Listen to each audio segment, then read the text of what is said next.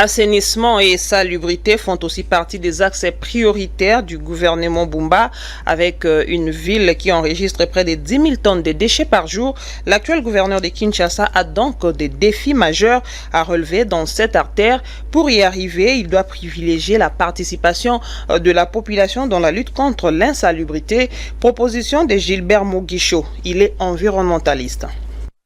Impossible de parler de l'assainissement et salubrité dans la ville de Kinshasa sans évoquer la problématique des déchets.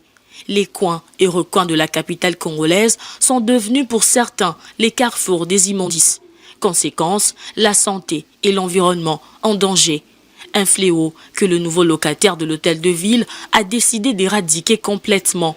Pour cet environnementaliste, la gestion des déchets doit être structurée. Il préconise une politique qui doit inclure nécessairement la population. Et la politique qu'on doit mettre en place maintenant, c'est une politique qui intègre suffisamment la population dans la gestion des déchets. Et on ne peut pas réussir la gestion des déchets sans impliquer toute le partie prenante. Ce n'est pas une affaire du gouvernement provincial seul, c'est l'affaire de tout un peuple.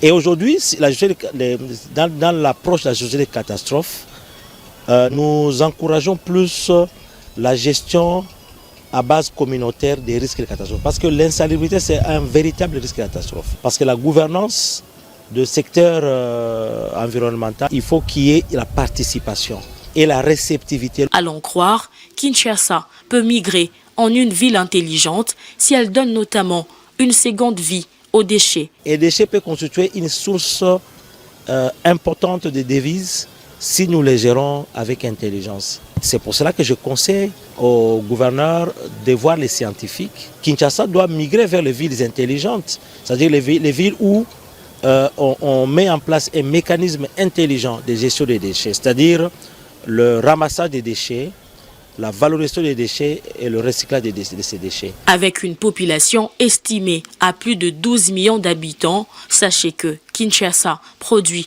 environ 10 000 tonnes de déchets par jour, dont 40% sont des plastiques.